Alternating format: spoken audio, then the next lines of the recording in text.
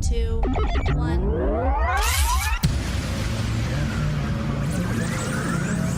Ready. Just relax and enjoy the ride. In crowd, 815, in crowd, 815, in crowd, 815, in crowd, 815, 815. You know, Tom, if you put a burger patty with slices of cheese and tomato and onions and lettuce on a tortilla, it's kind of weird. But if you chop it all up, now you got a taco. I'm Greg. He's Tom. Can you hear me all right? I can hear you. I'm just trying to process that thought. This is the In Crowd 815 podcast for the 21st day of September, the year 2024, the latest it has ever been in the history of mankind. Yeah. All right, so let's break this down. Isn't it a taco anyway when you put it on a tortilla? I think it's chop it up. I think it's becoming more acceptable to do different things on the tortilla. But back in the day, if you just threw a hamburger patty with a slice of cheese and tomato and onions on a tortilla, you'd be like, what are you doing? But you chop it all up. Now you're ready to go, my man. Okay, now real quick. You got me rolling here. All right. Applebee's has something called a tortilla burger. I think it's called. Let's talk about it. Yeah, but it's tortilla on top, tortilla on the bottom, and it is so good. I love it. I absolutely love it. Now, about 3 years ago, I started playing trivia at Detour on Riverside, right by the dental place. Yeah, Riverside Alpine, near there. Yeah. And I said, I want a brat. They had a brat special. It was like $6.95 or whatever. I want a brat, but I don't want it on the bun. I want it on a tortilla. I don't know if we could do that. I said, just put it in a tortilla. I think you can. You're way overthinking this. So they did. Sauerkraut, cheese, onion, whatever, the brat. Yeah. And now it is called the Tom's Bratorito. I go in there, and the guy that works there, his name's Gus. He's a good guy. I'll say, you know what I want? He goes, yeah, you want the Bratorito? I said, nah, I want the Tom's Bratorito. I would like to see it on the menu as Tom's Bratorito. But anyway, so I've kind of created that one myself. So that is a really good thing. And the other thing, final thing, I never realized how versatile tortillas are. Oh, man. Put peanut butter in there, slice up a banana, boom, boom, boom, boom, boom, and you got yourself a peanut butter and banana burrito. Warm one up, throw a little butter on it, some cinnamon. You got yourself dessert. You're ready to go. Well, not with the peanut butter. Eh? Well, I didn't say peanut butter. Okay. I thought you were talking about extending my peanut butter. Anyway, I've peanut butter and jelly tacos before. Why not? Why not? Absolutely. It's all about texture. It's all about taste. Apparently, our In Crowd 815 show is going to be all about food today. No, it's not. We've got some great guests for you, including our new friends from Youthbuild and Rock Valley Credit Union. But before we get to that, we got some business to take care of. So let's. I got more food stuff to talk.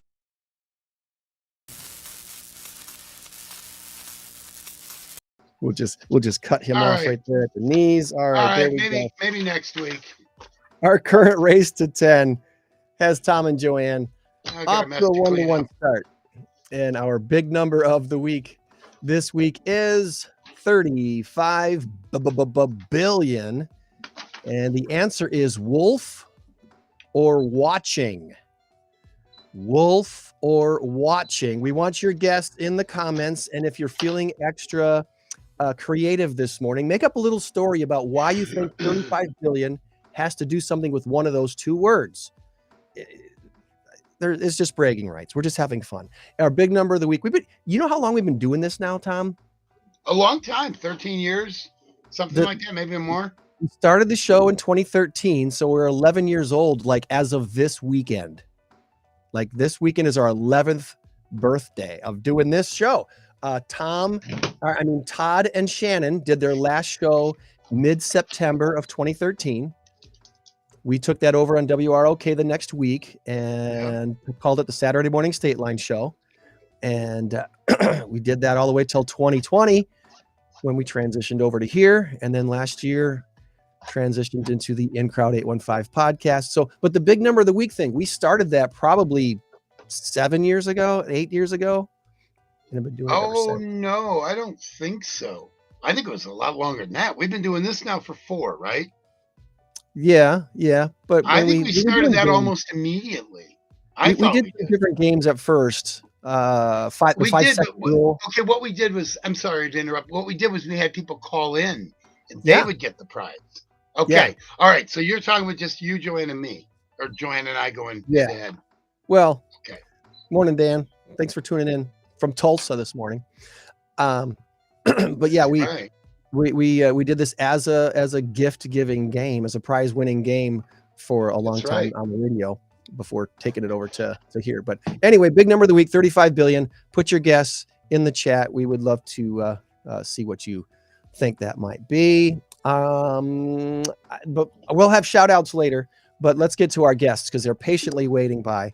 Our guests are involved with Youthbuild and CCS. The comprehensive community solutions in Rockford is really something way beyond what most people know. So I'm really looking forward to having Claudia tell us all about what comprehensive community solutions is all about, because you can see on the screen right now all these different logos: Youthbuild, RFW, Alpha, Alive and Free. And I bet these 4 things are not even all of everything. That's probably like the tip of the iceberg of all the things that CCS does here in Rockford. And they're majorly supported by one of our awesome community credit unions, Rock Valley Credit Union, which has been in business here for, gosh, decades now. I can't, maybe Anna knows, maybe she doesn't. I don't know if she knows how old Rock Valley Credit Union is, but we'll bring them on the screen and welcome them to the show. Ladies, thanks for carving out time to be with us today. Thanks for having us. Yeah, good morning and congratulations on your anniversary with the podcast. That's awesome. It really, the memory popped up on Facebook earlier this week. I was like, oh, that's right. Todd and Shannon's last show was like September 16th or whatever it was of 20. I was there. I remember we had a goodbye for him and all that, and he was leaving for Austin, Texas. He made a move south. Shannon was doing other things at the radio station and didn't have time to do Saturdays anymore. So, and she became a mom. She would, right? She ended up having She did. That's right. Yeah. So, we are really happy to have you with us here this morning. Let's start with Claudia. And Claudia, before we get into all things Youthbuild and CCS, we like to find out about our guests. And can you tell us about yourself? Where did you grow up? Where did you go to school? And give us a little career arc of what found you landing there at CCS. Absolutely. So good morning, everyone. My name is Claudia Consuelos, and I grew up here in Rockford on the northwest side. I attended Boylan Catholic High School, and then I transferred to Rock Valley College for 2 years, and then I went to Illinois State University, where I got my bachelor's of science and sociology and pre-med. Um, I took a gap year before med school and found a passion in social work, essentially. So one of my mentors recommended that I look into just a career at a college, at Rock Valley College. So I started there as an admissions counselor. Then I realized I really liked helping people with their futures, helping people plan, and just overall helping people in different manners. So with that, I also consistently have stayed involved in different efforts within the community. And one of them was actually the Rockford Regional Hispanic Chamber of Commerce, which was started back in around 2019. And with that, I made a connection with William Chapman, who is the executive director at Comprehensive Community Solutions. The individual who introduced us knew that there was a job opportunity available. She thought that I was a good fit, and it was funny because when I met him, he asked me a little bit about myself, told him my background, my skill sets, and then he's like, "Oh, just send me your resume." And I'm like, "Well, can you send me the job description first? I want to know what I'm getting myself into." So we exchanged both informations, and I read up on comprehensive community solutions. I saw what they were doing. I came in actually as the program manager for Rockford Work, which is one of our workforce development programs. And then from there, I learned about the whole organization, Youthbuild, and everything else. Um, so needless to say, I did not go to med school. I continued my career at CCS. Within the year, I was promoted to the Director of Workforce Development, which oversees two of our four programs. So everybody knows Youthbuild. It is actually an international program in 17 countries. We are in 48 states here in the United States. And Illinois has a wonderful coalition filled with, I believe, 19 youth builds as of this year. And it's a phenomenal program. And nothing like nothing's possible without community partners. So community partners like Anna, who bring in additional help for that comprehensive program, is it has truly felt like it's a community effort. Um, our second workforce development program is Rock for Work. So both of these programs have aims to help individuals. As of a month ago, it was just 16 to 24. About a month ago now, we did get the news that we got funds to be able to service adults now in the Rock for Work program. So Rockford has a huge need for youth, but also, what about the adults, those ages 24 and older? So both of these programs combined help our community members get high school diplomas, community service. They are co-enrolled in AmeriCorps, leadership classes, employability, life skills, and then a lot of different components that are needed just overall. And I'm sure Anna will touch base on financial literacy. We also look into psychoeducation, emotional intelligence, and a lot of character development aspects. And then our other two programs that you see there, Alive and Free and Alpha, are also, we also host them at CCS. So CCS being the agency over all of these programs. Alive and Free is actually our newest program. They opened up last year, and they bring in the mental health component. So they offer free counseling services to all of our youth, as well as psychoeducation groups. They've been involved in a lot of community efforts as well. We're even starting at West Middle School to teach some of our curriculum there and also help out, again, around the community. And then our last program, Alpha, which stands for the Advanced Learning Program for Higher Achievements, it's actually a boxing gym. So you see that picture right there, front and center. Yeah, I was in there last year. It's really cool. Yeah. And so we've been trying to expand as well to make it a bigger gym. But right now, to our knowledge, it's the only program on the south side of Rockford without having to cross any bridges. So accessibility is huge. On the program side of Alpha, however, it's similar to an after-school program. However, we try to do a little bit more. So a few key components is they do focus on nutrition and fitness, life skills, community engagement, mentorship, and tutoring. So one of the biggest goals for Alpha is to ensure that our youth enrolled are on track for their goals. One of the biggest goals is to graduate high school in that 4-year time frame. So this program, combined with Alive and Free, has opened our doors to be 7 days a week now.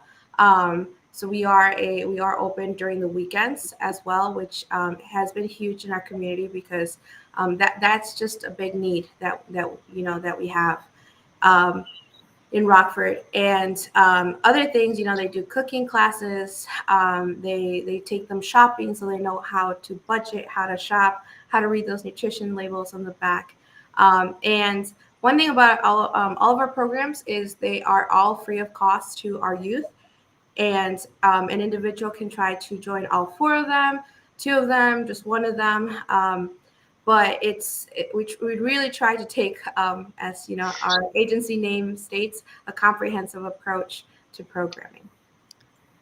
This building is pretty stinking. Like I said, I was in there about a year ago, and there was still a lot going on upstairs with the rehabbing of all the rooms and all the different things you guys were working on. I can only imagine where you're at now a year later with all of that space that you had upstairs to utilize. Yes, and I invite anybody who would like to come to our facilities. We do have 3 buildings. I will mention, unfortunately, back in the great floods of Rockford a few months ago, we did get hit pretty hard, in which that's going to open up a capital campaign in the next, probably in the next few weeks.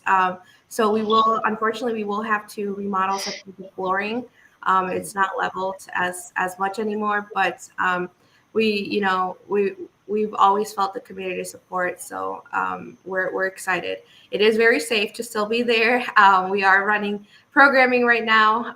Our Youthbuild program just opened up what's called Mental Toughness, which is a pre-sequel to the actual program. We only, unfortunately, have so many seats for Youthbuild, so we typically get 2 to 3 times more applicants than we can take, and that's what Mental Toughness is. So we're about to enter the last week of Mental Toughness, but we started with 63 candidates. But unfortunately, we can only take up to 35. You only got so much space and so much leadership, and there's a need there, isn't there? Yes. And one thing, now that you have our website popped up, one cool thing about the videos on our website, they're all student-led.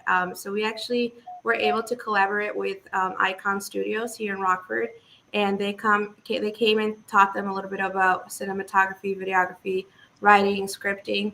Yeah. So the We had program, Yash on the show earlier this year. yes, he's amazing. He's been a huge supporter as well, and yeah, the youth are just so proud of those videos too. So That's a cool experience to be able to see what it takes to, because you see all these videos on social media and all this stuff, and a lot of people I'm sure look at it and they're like, there's 2 camps. There's the, oh, that looks so easy, I could do that, and then the other camp, oh, this is way too difficult, I could never do that. It's somewhere in the middle. Trust me, it's not it's not easy, but then again, it's not impossible either. And when you've got someone like Yash and his team to come in and show people what to do, that's awesome.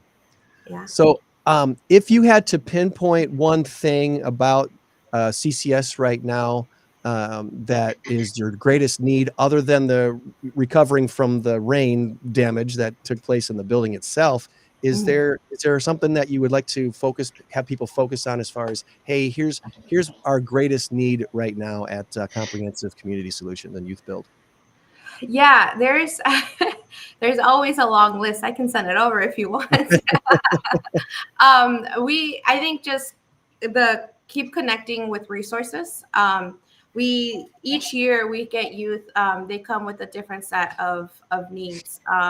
After COVID, it was technology needs, coupled with a huge need of financial what's it called intelligence, learning about credit, learning about budgeting. And then you get your basic needs. So we did last year a personal hygiene drive, and I think that's something that we will need to do again. And the economy just has a lot of impact on the needs of our youth as well. So we also look at looking to partner to bring in somewhat of like food for our youth, because that makes a huge difference. If someone comes in and is able to work on a full versus empty stomach, that makes a huge difference in terms of attitudes and characters, and essentially how youth is able to absorb all the information and learn and become a better individual. Nice. Good deal. Well, Anna, we want to bring you into the conversation here too, because Rock Valley Credit Union is obviously a big supporter of what's happening with Youthbuild. Before we get into all things of that, tell us a little bit about yourself. Where did you grow up, Anna, and go to school, and what is your career arc to led you to Rock Valley Credit Union? Yeah, absolutely. Like Claudia, I grew up in Rockford as well. On the south side, I went to Jefferson High School, graduated from there. And yes, then, go Jayhawks. Go Jayhawks. Yeah.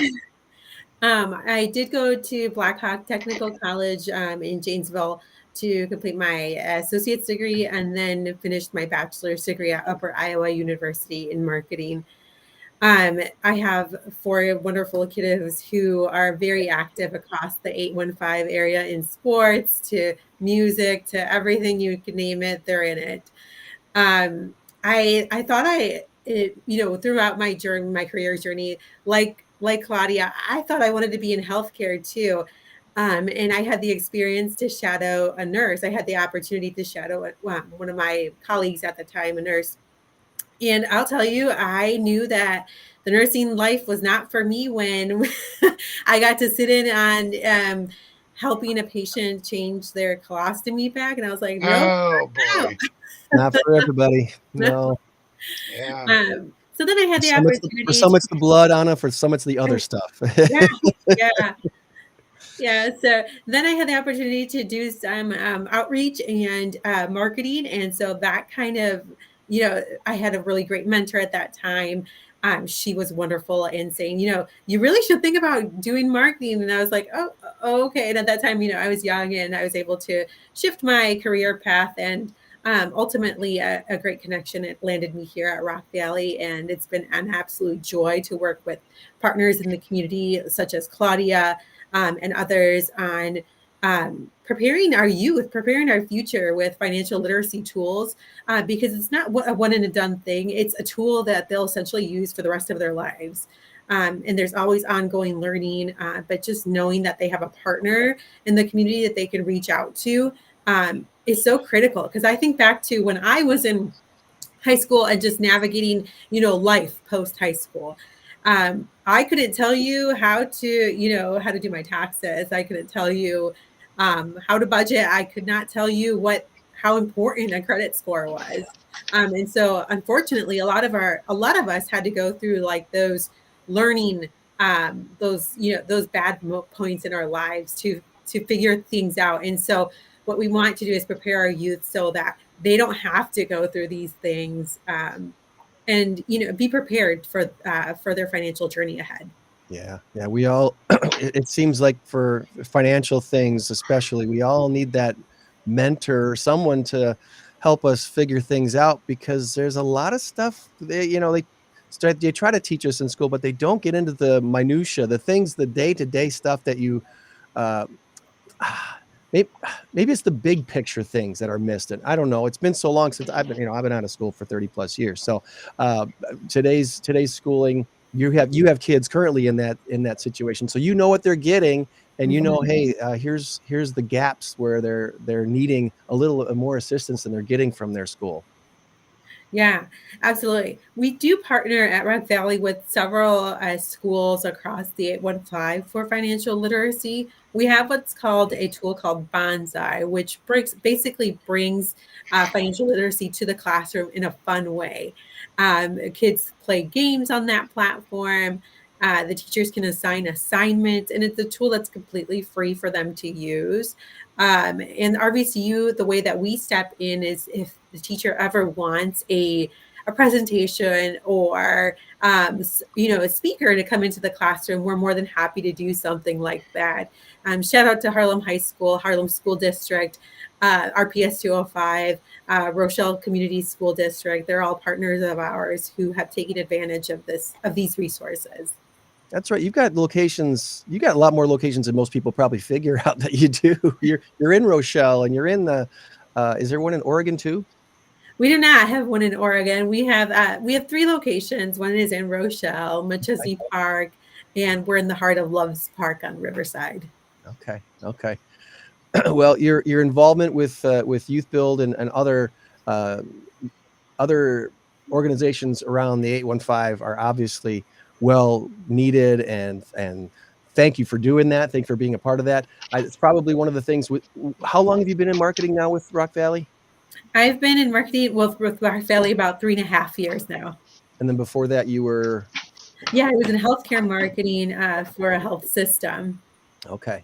So you've seen enough that I know when I first got into broadcasting and got involved in the advertising things, I came from a place that did a lot of third party marketing. And that's one of the reasons why we do even this show right here, this podcast, because of my strong belief in we all like to do business with people that we like, know, and trust. And one of the ways you can build those three things is to say, you know what, we're not just here for the banking business. We're also here for our community. And to prove that, we're teaming with a not-for-profit like Youthbuild or someone like that to say, hey, we're going to support these programs on a continuing, ongoing, significant basis that shows that, you know, we're not going anywhere. We're here to make this community the best it possibly can be.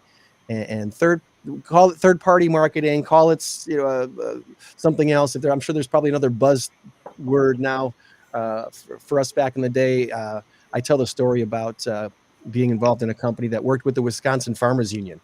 That was the company I worked for, had a huge partnership with the Wisconsin Farmers Union. So I visited a whole lot of farmers back in the day, and learning about what the Farmers Union was all about and helping them promote their causes and their needs and causes that they had going on. So to see you do that is very, very encouraging. And is there anything specific on your guys' calendar now that you're in the next few months that you want to make sure that we talk about and make sure people know about, whether it's an event, a fundraiser, just end of year giving type of a thing? Is there something on your calendar here coming up shortly soon that you want to make sure we get the word out about? I'll let Claudia go first. I'm sure you've got lots of stuff always happening at Youthbuild. We do. We actually have a 2K25 gaming tournament happening next Saturday. I believe it's from 12 to 4. It is actually with our Alpha program. So they have a kind of like a sub program called Level Up, which is a huge gaming room. So it teaches, we couple it to teach a lot of different things to our youth.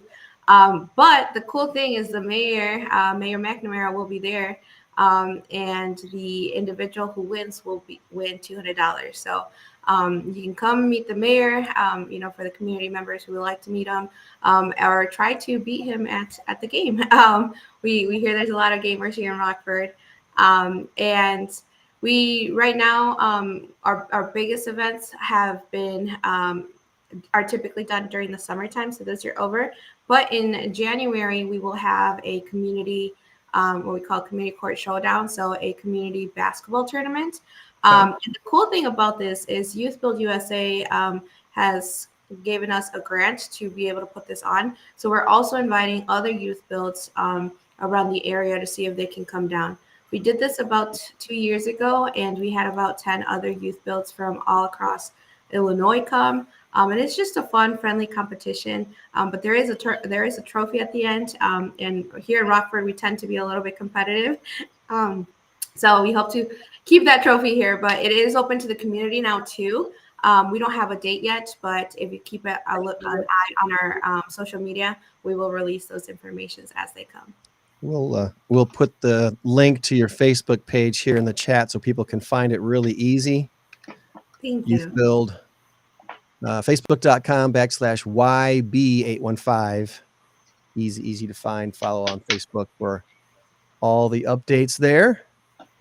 I have a quick question for Claudia. What I'm sure you have 100 success stories. What's your biggest success story? Something you can say, oh, you know what? Billy came in and now he is doing this. Yes. Oh my gosh, you're asking me to only choose one. Oh, choose 10 of them. We got plenty of time. Yeah. Well, the first and foremost is our executive director.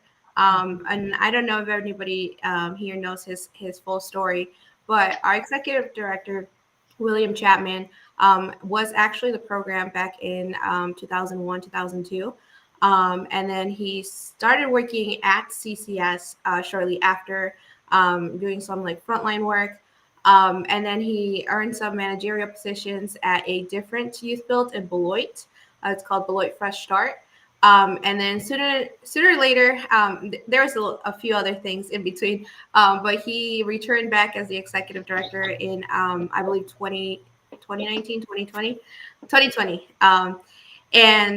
So I always say that's the biggest success story because it really just showcases what our youth are doing, and the full potential that they truly have. I'm going to highlight another one because it kind of touched bases with the credit union. So our other success story, this individual, and I won't state names just for their privacy, but this individual came into our program with a lot of home issues, a lot of financial issues as well. So through with after they completed the program, they were at the top of the class, earning what we call the Youth Builder of the Year. They were offered multiple job opportunities, including some with the city. But something that the program does is also ignite the passion of helping others.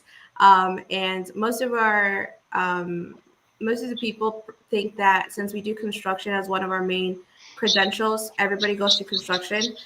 So it's actually about 10 to 15% of our youth get into a construction job. Most go into social work.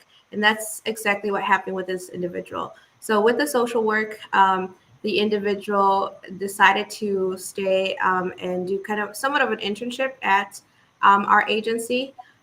They just won it's with AmeriCorps. So the member of the year with AmeriCorps across the nation, as well as, a lot of different accolades. And they're on track to join us as staff once they get more experience.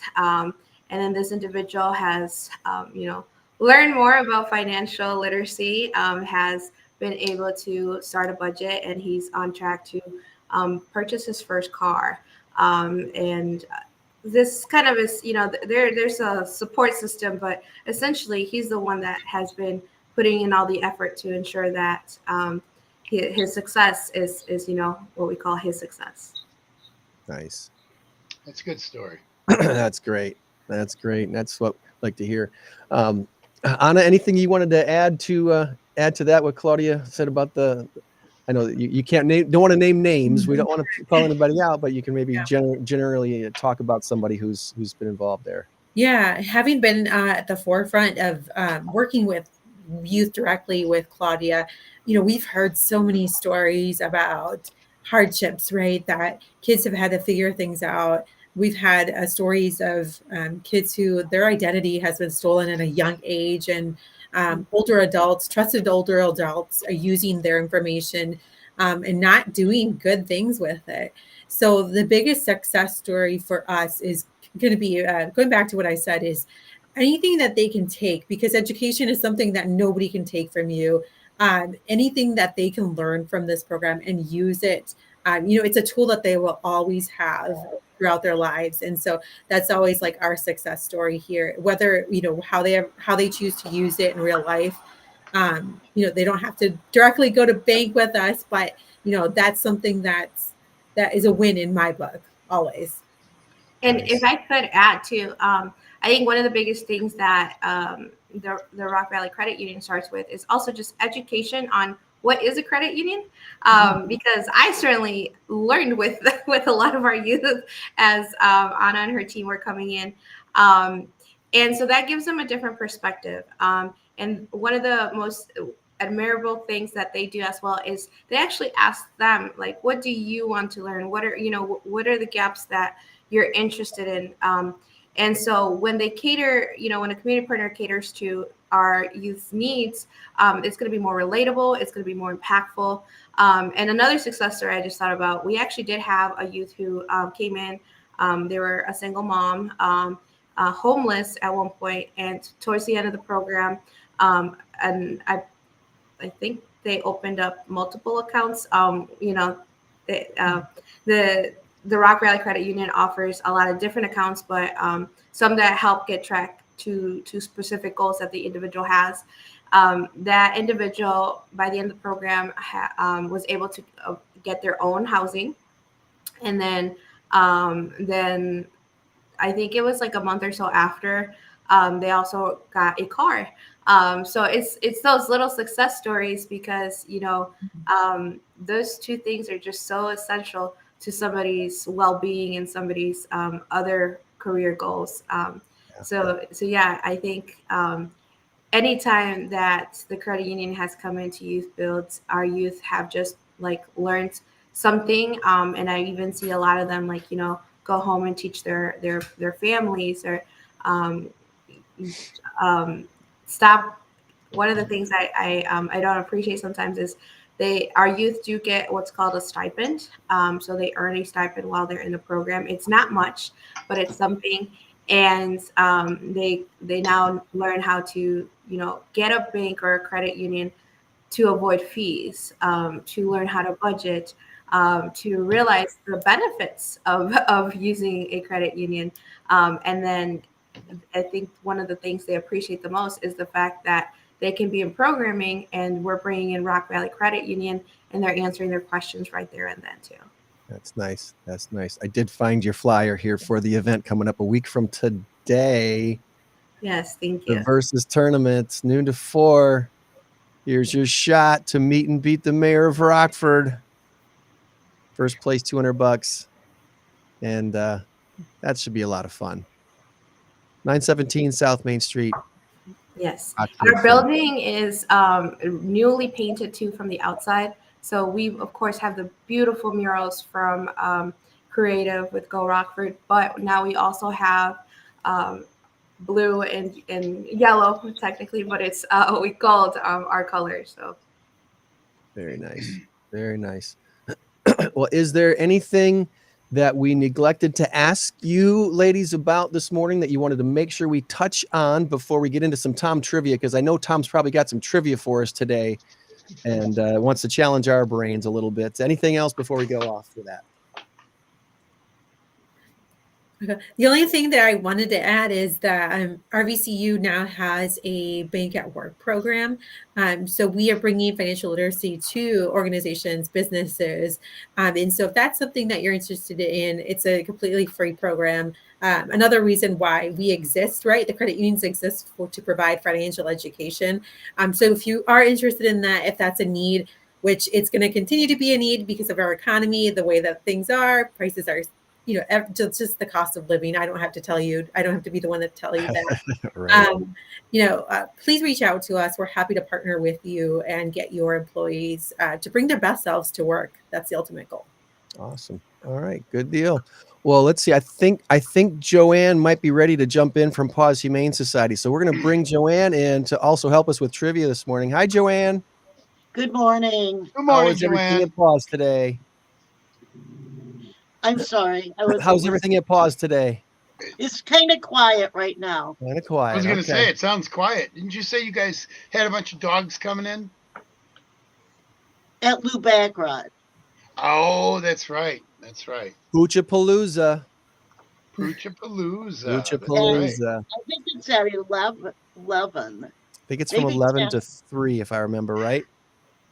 Poochapalooza. All right. Let's see how we can get that looks pretty good. That looks pretty good. We'll put Tom here in the center of the screen to give us our trivia. Tom, All right. Are we ready? let's see here. I'm playing some musical chairs here with all of our screens to try to make it all make sense. Maybe this will look good. No, that's not going to look good.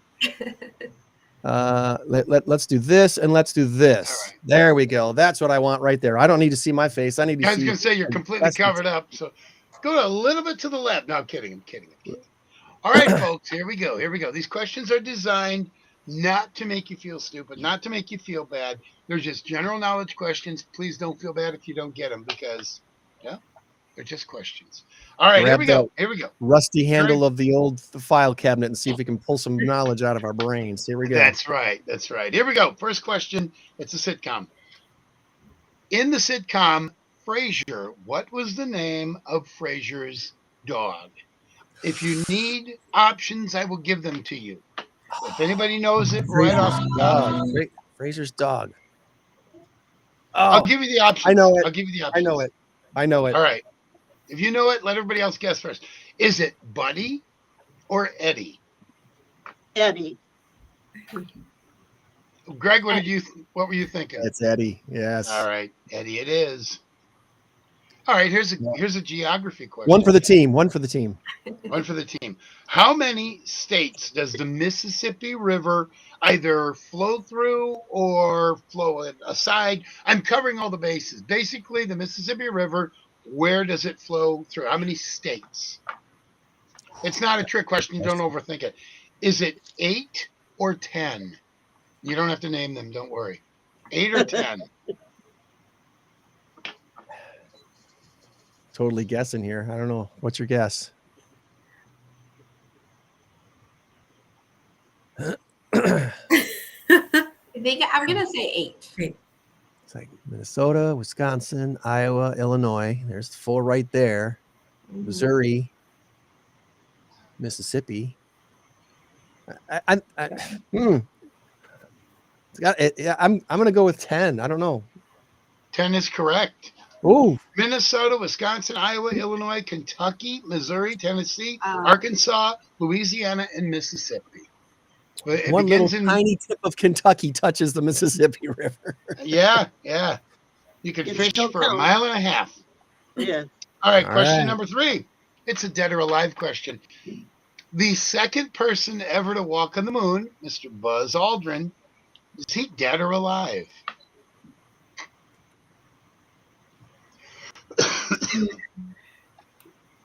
I think he's still alive. I was going to say alive. I'm pretty sure he's still alive. I'm gonna say Claudia, Anna? I'm going to What's say that? dead. Okay, he is alive at 94. 94. Alive at 94. Wow. That's one of those that, wow, that could have been it. He could have died in 78. Who knows, But he is alive. All right, here we go. Slogans. He's Slogan. still punching people that don't believe he was on the moon, by the way. Just be careful. Right. Yeah. I'll hit you with this moon rock. All right, here we go. Which company used the slogan, I'm a big kid now? Oh, pull-ups. Hugs. Oh, Yeah, Yes. that's what it was. Yep. We had somebody guess the other night Toys R Us. And that's I don't want to grow up. I want to be a Toys R What Us year kid. did pull-ups actually even come out? Because I'm trying to It's think if my the- oldest They child, all preschool teachers, though. my I was going to oldest, say 90s, I thought. I can't remember if my oldest used them. Hmm. Because my oldest was born in 88. So around 90, 91, was she wearing pull-ups? I can't remember. Yeah, I don't either. I don't know. All right, science question. Just a couple more. Science question. What is the boiling point of water? Boiling At sea point of level? water. At sea level or on somebody's mountain? It'd be the same. And it's Fahrenheit, measured in Fahrenheit. It's not the same. Well, The higher you are, the less air pressure, and therefore All the right. boiling point lowers. all right, whatever. What is the boiling point of on your stove? How's that sound? Boiling point of water on your stove in a pan just before the macaroni goes in. No idea. I think. All right, Hannah's- I will give you 2 options. Okay. 180 degrees Fahrenheit or 212 degrees Fahrenheit. Gosh, 212 seems really hot, doesn't it? Really specific, too. Yeah, but it's so specific. I'm leaning toward the 212 myself. I know it's 100 degrees Celsius, which I think is converted to 212. Oh, yeah. All right. You got it. All right. It is 212. You have a science background. We'll take All it. right. All right. Now, you've got one more question. It's a simple one. Very simple. You probably don't even need pen and paper. It is trivia math. Okay? And All it's a right. real easy one. And then I've got a final one, which is Rockford trivia. Here we go. All right. Trivia math. Put these 3 together and come up with the answer. No help from the studio audience here. No, I just meant I'm not going to help you. Help in the chat, please. Somebody help in the chat. In the chat is fine if they can get it in quickly enough. What is, number 1, what is a baker's dozen? And number 2, how many amendments are in the Bill of Rights? And number 3, the very first and maybe the only computer ever to come out of Commodore was called this. Remember, they all have a number in it. I'll go over them again. Oh, What is the number associated with a baker's dozen? The number associated with the Bill of Rights, how many amendments are in the Bill of Rights? And finally, the first computer that Commodore offered was called the Commodore this. Add those three together and tell me what you come up with. Anyone have the Bill of Rights one? I don't remember how many Bill of Rights there are. Was there 10 originally, but now there's like 20 something, isn't there? There's 27 total now. There's 27 total now. Yeah, but we're looking for when the Bill of Rights, the actual Bill of Rights, those are just 27 amendments. The actual Bill of Rights is this. Isn't it 10 or 12 Bill of Rights originally? I was thinking 12. You thinking 12? I Yeah, think that is commandments. So a baker's dozen is 13. Bill of Rights, Is it Commodore 60? Commodore 64. 64, okay. Commodore Yep. 64. So You're only left with the Bill of Rights now. 64 plus 13, that's 77. Mm-hmm. So Well, is it if you do, hold on, no, never mind. 77, 80, 89? I'm thinking it's 89, but we're going to be off by 2, one way or the other. I'm going to say the answer is 90. I'm going to go with 90. The answer is 87. There's 10 Articles of Confederation. I'm sorry, the Bill of Rights are 10, the first 10 amendments. Oh, And then, of course, the Baker's Dozen is 13, and the Commodore 64, yes. We were close. We were close. All we right. were That does not work. We were in the room. There we are. That was good and dramatic. It went like that. All right, final question. Final question. This is it's a sports question. I'm sorry, it's a football question, but it's local trivia. All right. Oh, and Claudia, you went to Boylan, right? I did. And so did Dean Lowry, somebody I personally know. My son played football with him. He's a great kid. Dean Lowry was drafted by the Green Bay Packers. He played 6 years with the Packers, and then he went to Minnesota for 1 year. And then he was traded this offseason. What football team is he with currently? Oh, no. I am going to give you two options. Two options. I got to Is guess, it- but I'm not sure. Is it the Cleveland Browns or the Pittsburgh Steelers? Okay, neither one of those was my guess. So This is for all the marbles. All the money right here. All the marbles. Greg, what was your guess going to be? I thought he ended up in Detroit or something like that. Well, see, he went to Detroit when he was 14 on a family trip. So, no, I'm kidding. Kidding. that's close enough. Thanks a lot. I will say it's fairly close to Detroit because Yeah, Cleveland and Pittsburgh are very close. So they're both not too far. that's not much of a hint, is it? I honestly don't know. And my dog's here. She's not helping me much either. Veda, why aren't you helping me out? What were the options again? Cleveland Browns or Pittsburgh Steelers? I want to say Steelers. I want to say you are correct. Woohoo! You guys did awesome. You guys really did a nice job. I think By there the were a way, couple of them. Ann from Rock Valley Credit Union tried to help us with the number one. She knew the Commodore 64. So thank you, Ann. That was She was probably typing it on a Commodore 64. You guys really need to update your computers there. Come on now. No wonder my statement was off. No, I'm kidding. I'm kidding. All right. Well, nicely done on the trivia. We didn't get completely stumped here, so that was good. Nope. That was good. Nope. 1 week from today, the big event with the mayor out there, and that's at your actual facility, right, Claudia? At your building, Yes. It's the blue building now. the blue building now on South Main Street, not far from State. They're just south of State, not too hard to find, and you've got room for some people. So, how many people you think you get? What before the fire marshal gets involved? How many people you think you can fit in there? Oh, wow. A lot. I wonder what the fire code number is for the area that you're going to be having this event in, with, because it'll probably be, I don't know, which room is it going to be in? So it's we're gonna have the stations out. So we do have a level up room, which is just a standard classroom. But because of the different, like it's a tournament, we're gonna need different stations and to set the rules and guidelines so people don't claim cheating and whatnot. It'll be in different multiple rooms. So that third floor, I don't know if you saw that last time, Greg. It'll be kind of spread out through there. So Awesome. it'll still be a big space.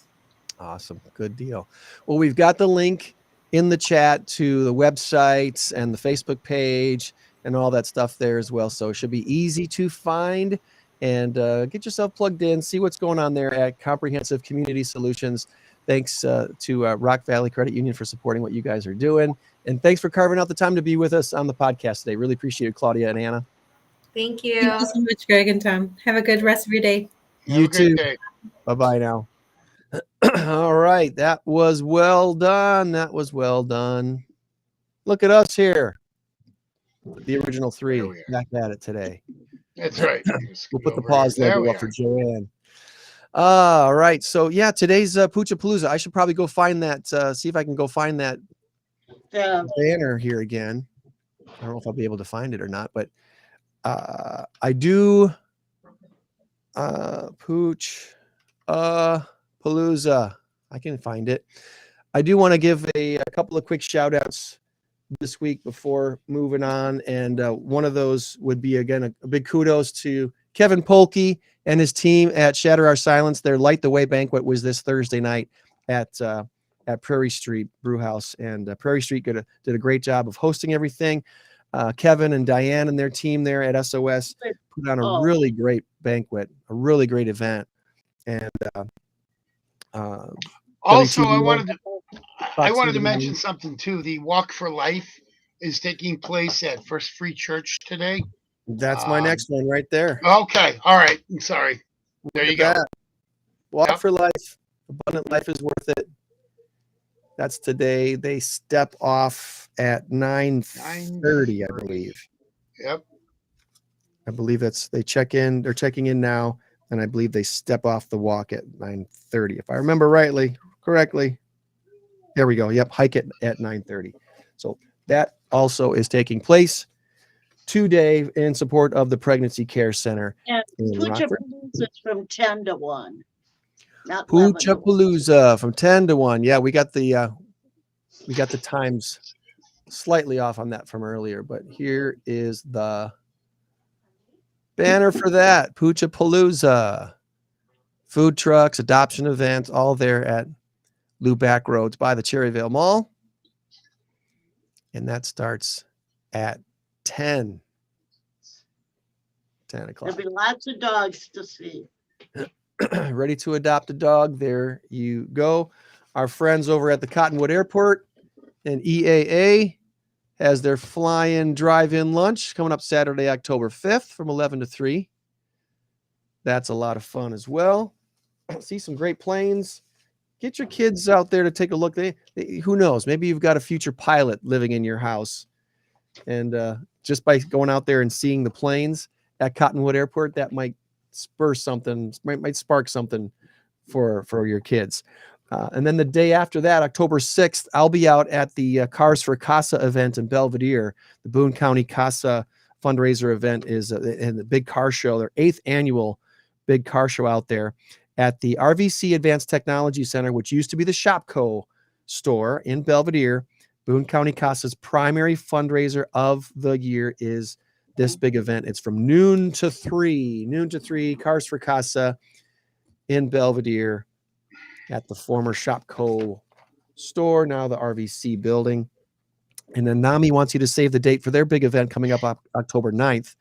It's save the date. They're going back to the 80s. I haven't heard the details exactly on what this is all about yet. I was hoping to get Danielle back on the show to talk about this if she gets a chance to before October 9th. And then one more thing is, of course, October 17th, our In Crowd 815 special event, Masked Karaoke Trivia Contest. Audience tickets now are for sale. We have our 10 teams. Now we need an audience to cheer them on especially when it comes to the karaoke part of the contest. Who's going to win $1,000 for their not-for-profit? Join us October 17th, and we are going to continue to post on our Facebook page which not-for-profits are involved, so you can ask them to buy tickets, and we want to support them in that way as well. So there you go. We are very excited about what's going to happen at Hilton Garden Inn, October 17th, the evening. That's a Thursday night, 6 o'clock. How long is it going to take? I don't know. I think we'll be done by 9, maybe 9:30 at the latest. Do I need to be there? God, you better be there. I already have the quiz written. Don't you worry. There you go. There you go. Our trivia master, Tom, will be handling the trivia part, and our karaoke queen, Tracy, is already. I have my first team member list and song choices turned in this week. I gave them a deadline of October 3rd for all team member names and song choices. Yeah, that So reminds me. If I could get a list of team names, that would work. You don't have to do it right away, but because then I can make my sheet up ahead of time for scoring and all of that. Not that I would need to do that. I think someone else is probably going to keep the scoring, right? I tell you what I can do right now for the first time. I will name all of the not-for-profits that are being represented at this year's event. How about that? Sounds good. Mm-hmm. Yeah, I can do that. These are the not-for-profits in no particular order that are going to be represented at this very first inaugural In Crowd 815 Masked Karaoke Trivia Contest event, October 17th. The not-for-profits include G-Cheese Playhouse, Rock House Kids, the Rockford Rescue Mission, Shelter Care Ministries, the Ski Bronx Water Ski Show Team, Marshmallows Hope, Rock River Valley Blood Center, SOS, Shatter Our Silence, Noah's Ark, and Mosaic. Mosaic is our banner not-for-profit for this year's event, and they are getting a special donation just for being the banner. This event originally started as a fundraiser just for Mosaic, and what the ideas and brainstorming that took place after starting to formulate this fundraiser event led to a place where the very generous folks at Mosaic were like, yeah, we want to include other not-for-profits in this. We want to network with them and make sure they know about us and we know about them and connect with the businesses that support not-for-profits in our region. So yeah, let's make this more than just about Mosaic. Let's make this bigger. And that's where we came up with the 10-team idea, and each team being representing another not-for-profit. So we're really excited about what this is going to turn into in the years to come, not just this one-off event. We think this is going to be a big thing for many, many years to come. That's the goal. Poochapalooza today. Go visit some dogs. Joanne, did you pick out your pet of the week yet? Do we have a cat that is going to be your pet of the week? Oh, I'm actually going to wait a minute. Let me pick up my boy.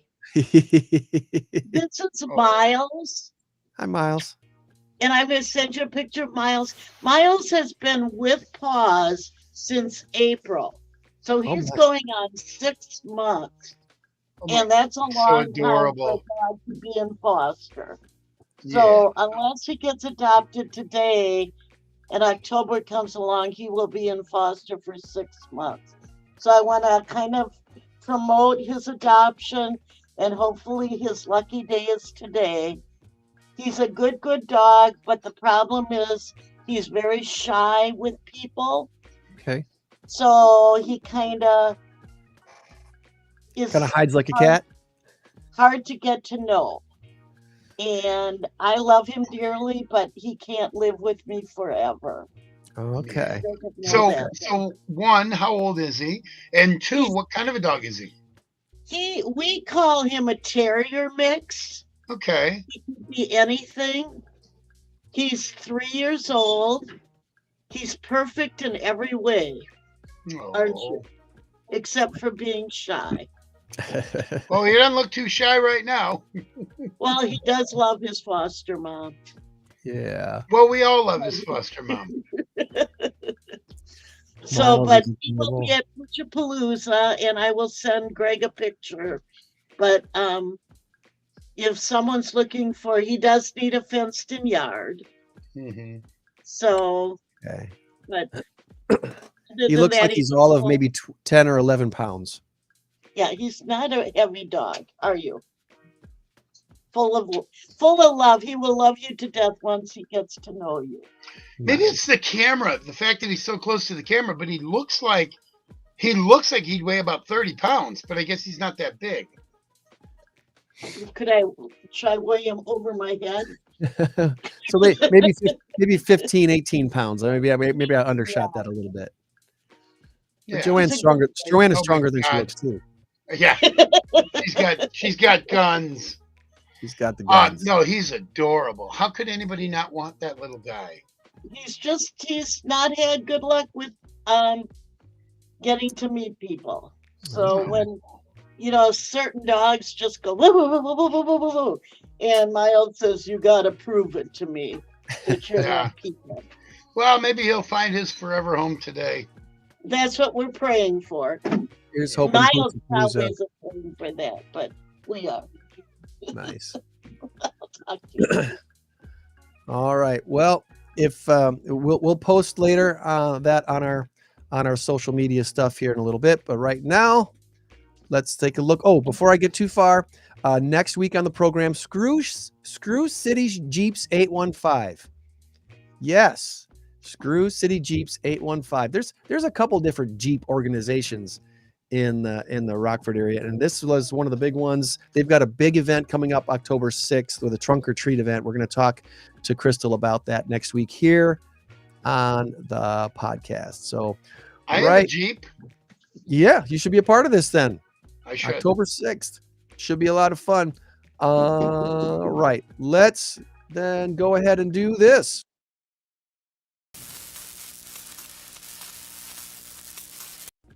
Our current race to 10 has Tom and Joanne tied. I'm not losing. Yes. Yes. You're not losing, Tom. You are not losing. I believe last time she started out like 4-0 or something, and then it was 5-1. And I don't know if I even won a week last time. It was quite the runaway. It was quite the runaway. I think the 3 that I had or the 4 that I had were also her wins. So. All right. Well, here we go. 35 billion is the big number of the week this week. 35 billion. And the answer is wolf or watching. Wolf or watching. And Tom gave me his guess already. And so I need yours, Joanne. And 3, 2, 1, please go. Wolf. You're going with wolf. Tom also went with wolf this week. So what is wolf all about? Have you heard of Harland and Wolff? No. If I asked you what famous ship Harland and Wolff built a little over 100 years ago. Titanic. The Titanic. Good job, Tom. Yes, Harland and Wolff built the Titanic. They're a 163-year-old UK shipbuilding company. They built the Titanic. They said they are insolvent. They requested some help from the UK government. They said they needed about $264 million to stay afloat. Pun somewhat intended. But the request was rejected, and apparently Harland and Wolff, the company that built the Titanic, is going under. Well, it only took 112 years. It only took 112 years. So yes, the score remains the same, 1-1. 35 billion minutes watching a show on YouTube. Can you guess which show on YouTube has been watched 35 billion minutes? I'll give you a hint. It's a children's cartoon. Oh. Bluey? Bluey. Oh, Americans spent time watching Bluey in 2024 so far. 35 I wonder billion. how many did it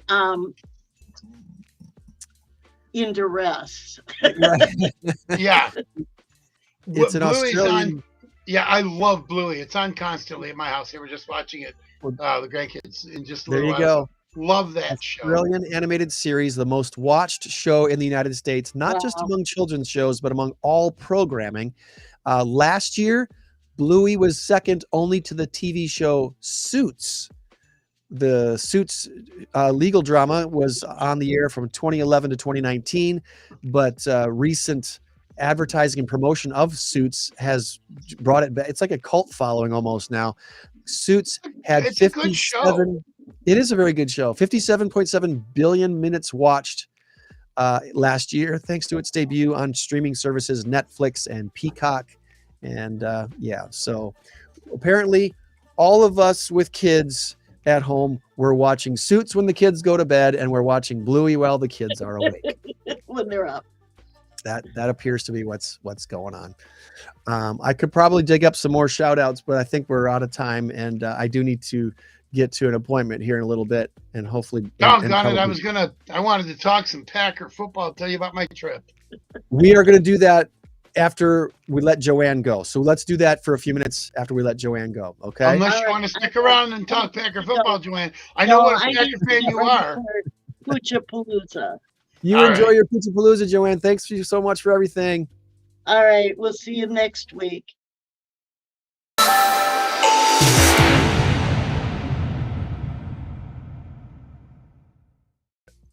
All right, Tom. I did want to ask you about your trip to Green Bay to see the Packers.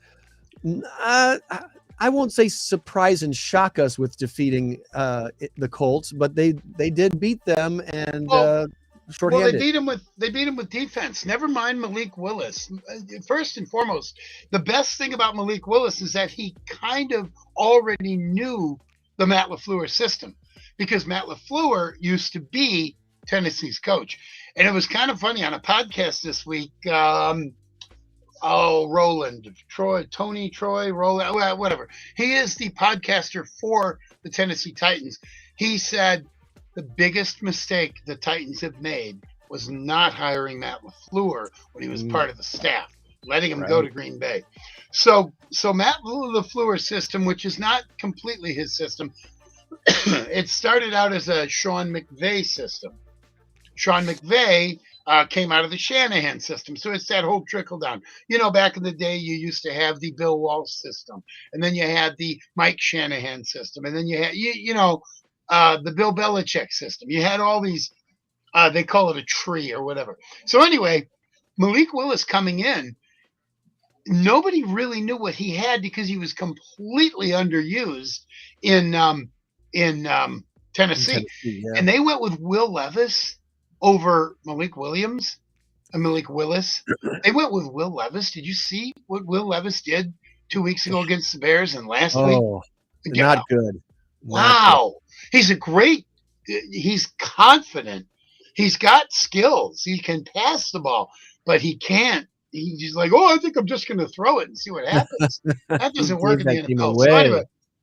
So anyway, Malik Willis, the game plan that Matt LaFleur put together was unbelievable. He did not in any way, shape, or form put Malik Willis in any kind of jeopardy. He was 12 for 14, a little better than 150 yards and a touchdown. And he had like 30-something yards rushing. He had a magnificent game, and it was a 128-point-something passer rating. I know I'm giving you a lot of numbers here. Most people are like, what? But trust me, it was a good game. The defense, though, was absolutely spot on. 3 interceptions. They have 5 all year. They had 7 all last year. This Jeff Hafley defense is starting to take hold. This Jeff Hafley defense has imposed its will in 2 games. The entire game with Philadelphia, we really haven't had a chance to talk too much about that. First of all, week 1 is an outlier. You should never, and I hope the NFL is listening, you should never schedule a game like that in a foreign country for week 1.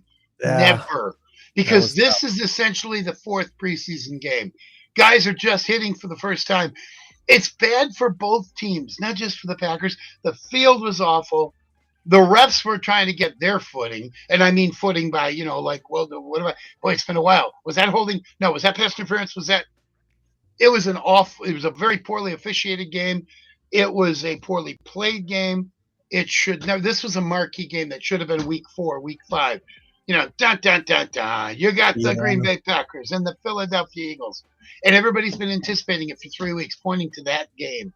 That's what the NFL should have done. But anyway, all that aside, I watched that game. I actually saw it live, and then I've watched it twice on DVR. That game tells me Green Bay Packers are going to be just fine. Will they win the division? No, they're going to have a tough fight with the 3 other teams. Not that all 3 of them have a shot at winning the division. I don't think Minnesota does, and I don't really think Chicago does. I think Detroit has a shot, but I also think Green Bay has a slightly better shot. I think Green Bay will win the division, but I think it's going to be neck and neck. And the reason for that is because they're going to beat up on each other. They're going to do well with the rest of the NFL, but they're going to beat up on each other. And if you split with each team, well, there's 3 losses right there within your division. So at the most, you're going to go 5-3. 1-3. No, you play. You play 6 games. You'd go 3-3. Wow, math is tough. You'd go 3-3 in your division. You need to go 4-2. Wow, I don't know why. I keep thinking 8 games in the division. You need to go 4-2 in your division. Whoever goes 4-2 in the division is probably going to win that division. But anyway, the game itself was wonderful. Green Bay was they were hawking to the ball. Anthony Richardson only had sub 50 yards rushing, and this is a running quarterback with an absolute gun, but they were on him like white on rice for most of the game. And he didn't have time to do anything except for that last drive, which resulted in kind of a garbage touchdown with about a minute left. I think part of this could be taken negatively or positively. I think I'll take the positive spin on the fact that because Green Bay had to go into that game without their starting quarterback, they had to show some stuff that they can do when needed. That would have been nice to not have to show it until later in the season. All those fancy running plays, all those sweeps and pitch outs and all the motion they did to show, hey, we're not going to be, yes, we have great wide receivers, but we don't even need them right now. We can just run our 3 backs and our couple of wide receivers who can act like backs all over you. You have to be ready for that. And the positive part of that, now teams have to think about that when they're going into them for the rest of the season. What is Green Bay going to do? Are they going to throw all over us or run this stuff? Well, it's a multi-dimensional offense. And you've got, first of all, you have a phenomenal offensive line, one of the best in the NFL. You've got Josh Jacobs, who I don't care. I'm convinced now he is better than Aaron Jones or a better fit for the Packers. Let's put it that way. He's younger and hungrier. The guy, oh my God, the cuts and the cutbacks and everything else.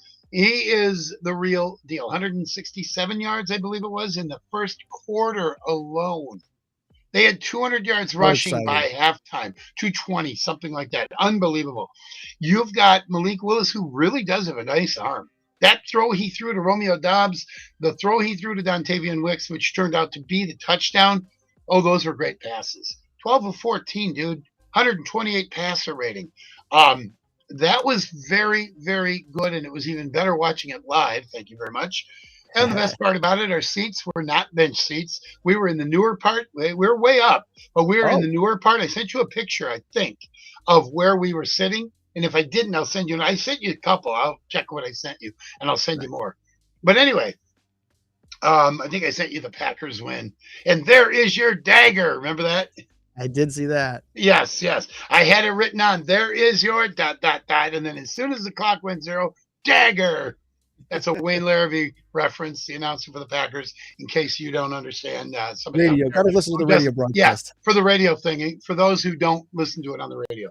But anyway, great seats. They were in the shade the entire time, and it was 85 degrees. And I have a grandson, and they would not have liked the sun. They would not have liked it. So no. But anyway, so it was such a wonderful game to watch, and and then of course Braden Arvison missed a field goal, another one. I'm not worried about him. I'm not worried about him. 4 or 5 attempts, right? He made all but one. He had 4 attempts and he made 3. And he made all the because he extra had 16 points, and he made all his only extra point. made the So extra point. Yeah, he had 3 field goals and 1 extra point. And that was their 16 points. They should have had the touchdown with Josh Jacobs that was called back. Well, it wasn't called back. He fumbled with this close to the goal line. Yeah. Had he crossed the goal line, had he been a half a yard sooner, oh my God, it could have been. It could have been 31-0 at the half. But it's okay. It's okay. Now they're going to play a Tennessee team with, guess who? Will Levis, who already has more turnovers than any other quarterback in the NFL right now. If I believe that stat is correct, I think he's got 4 interceptions and a couple of fumbles. Yeah. This is he's going having to a rough be start to the season. It's going to be a meat market for the Packers, I think. I don't, although, you know what? We'll come back next week and we're like, God, I can't believe they lost 21-17. Anything can happen. Anything can happen. The Packers are really good. Tennessee's not real good. So, I don't know. It's going to be very interesting. Indianapolis is pretty good. And they held Anthony Richardson to under 50 yards. And, the same thing with the previous week with Jalen Hurts. They held him to a minimal amount of yards, and they're both running quarterbacks. So that front four. Tennessee's got the good run stopping defense. Yes, so they do. This should be a flipped script from last week's Packer game. It should be completely opposite. Instead of trying to run all over them, they should be passing all over them to set up the run. And so I expect, instead of 165 rushing yards in the first quarter, I expect 100 plus passing yards in the first quarter for the Packers. Yeah, I agree with that 100%. I agree with that because Tennessee's secondary is suspect at best. They're not great in the secondary, but they do have a really good front four. They have a couple of good secondary, but remember, Green Bay has all these multiple options, these different looks, and this is one of the things about Matt LaFleur's offense is that he disguises it to where it looks like the play's going here, instead it goes there. It looks like it might be a run, and it turns out to be a pass. He's very good at disguising the plays, and if Green Bay gets out in the open, you get a Tucker Kraft out there as a check down, you get a Jaden Reed as a crossing pattern, and then you've got a Christian Watson going long. And if Malik Willis sees it, he's already proven he's got an arm. I look for this game. I called it last week. I said 27-13. It very well should have been 27-10, 27-6, 28. It should. Green Bay had 2 touchdowns. Well, 1 touchdown was called back, and a couple of plays that were big gainers that put them into field goal range or whatever. Trust me, Green Bay controlled the line on both sides. Green Bay absolutely won this game.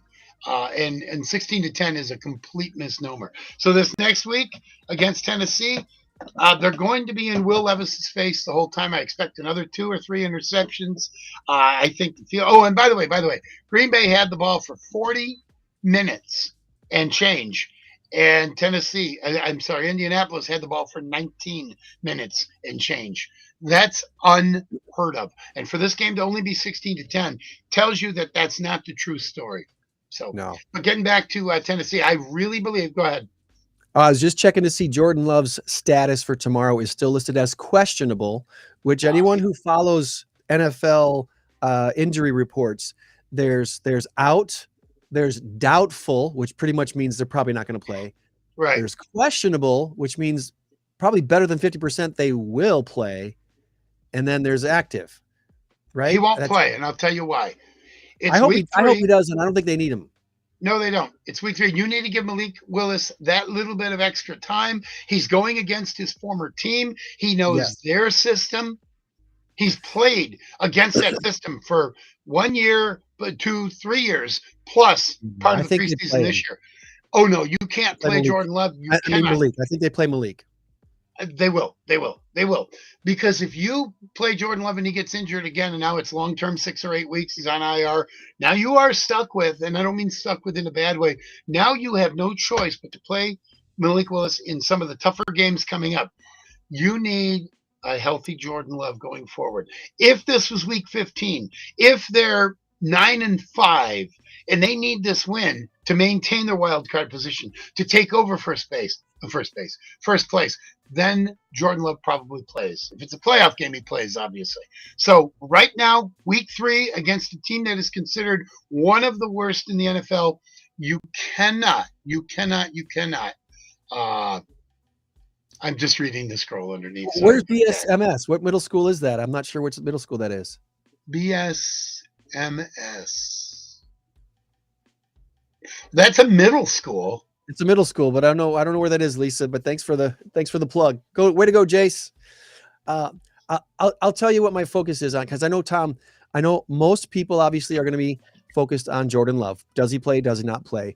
And you and I both agree we don't want him to play. I want him to take another week off and get fully healthy.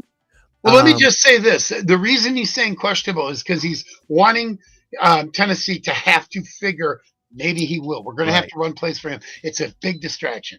90 minutes before, you're going to find out Malik Willis is your quarterback. Go ahead. I'm sorry. My focus this week, honestly, is on Quay Walker. I'm pulling for Quay Walker because he has really not shown up yet this season. He's had all this great promise when he came out 2 years ago. Last year he did okay. It was good. This year he's basically your middle linebacker. He's got to be that guy that stuffs the run, that is feared. You don't want to run his direction because he's going to tackle you every time. He's missing tackles, and I think he even dropped a interception opportunity. That was a tough play. It was up over his head. His body was contorted a little bit, and it was a tough play. We need Quay to show up big time and start showing what the skills he's got. I agree, and you know what? That exact same thing. I heard somebody comment on that. They said Quay Walker is a good player, but right now they need Tyron Hopper. Hold on. It's Belvedere. Oh, I'm so I sorry. figured it was Belvedere, but I didn't know what Belvedere. Oh, okay. Belvedere. All right. Let's go. Thank you, Lisa. Oh, that's cool. That's awesome. He gets a little in his 15 minutes of fame. Sorry about the sneeze. I couldn't mute my mic quick enough. But anyway, Tyron Hopper and Edgerrin Cooper. Those are the two linebackers they've if Quay isn't careful, he's going to lose the starting job. And that's okay with me. I love Quay Walker. I do. I love him. I love his intensity. But if he's getting beat out by these guys, well then, bless you. Thank you. All kinds of love from Lisa today, folks. Absolutely. All kinds of love from Lisa. Absolutely. Thank you. I love it. Anyway, so yeah, if they beat out Quay Walker, then best man for the job. The best man for the job. I'm okay with that. I don't care. You know? Right. And here's an odd thought. Here's a really odd thought. What if Jordan Love somehow tweaks it again and he's out for 8 weeks? And Malik Willis goes 7-1 in those 8 weeks, and he's tearing it up, and he's rated the #1 quarterback in the NFL. Do you now have a controversy on your hands? Not really. Think about it. Yes, you've got the Matt Flynn effect. You've got a guy you can trade at the end of the season or whatever because he's going to be awesome and give you some talent. But I don't think you would, because having that backup quarterback. Well, here's if that were the case, then we start all over again with a backup. And this backup here, at least after one game, has proven he is a good, solid backup. I think Jordan Love has proved himself to be the guy as long as he gets himself back healthy, and he was back looking good at practice this week, doing all the drills, and I'm. It was a complete hypothetical anyway. I know it's a good one. You need to think that way, especially as a GM in the NFL. You got to think that way. Yeah. But you hope that Malik is so good that other teams want him. And at some point they start saying, hey, Packers, you don't need him because you got Jordan Love coming back. We want him. Here's what we'll give. Right. So here's hoping. This is it was so exciting. So last thing here, I put it up on the screen here a little bit earlier. Check out our new merchandise site. Our new merch site is all up there on incrowd815.com. Where'd it go? Yeah. I put it in the chat. That's what I did, right? Our new merch site is up there, and we got some really cool stuff, not just t-shirts, but also some hoodies, some like the quarter zip up things, and these great hats. Love the hats. Would love to see some more In Crowd 815 merch floating around the 815 area, especially here around Rockford. So check it out and let us know if you get something and where you're taking photos of it. You know, those social media posts where you're hashtagging things, hashtag In Crowd 815. Let us know where you're wearing our gear and showing off your 815 pride. That would be awesome. Yeah. Packers, Tennessee tomorrow. Next week, Screw City Jeeps 815. We've got Crystal talking about their big trunk or treat event coming up October 6th. And as always, remember, you change the world when you help one person. So be a blessing to someone this week. We'll try to do the same. Meet you back here next week for another In Crowd 815 podcast. Tom, thank you much. Talk to you later. Absolutely. See you next week. Bye. In Crowd 815. In Crowd 815.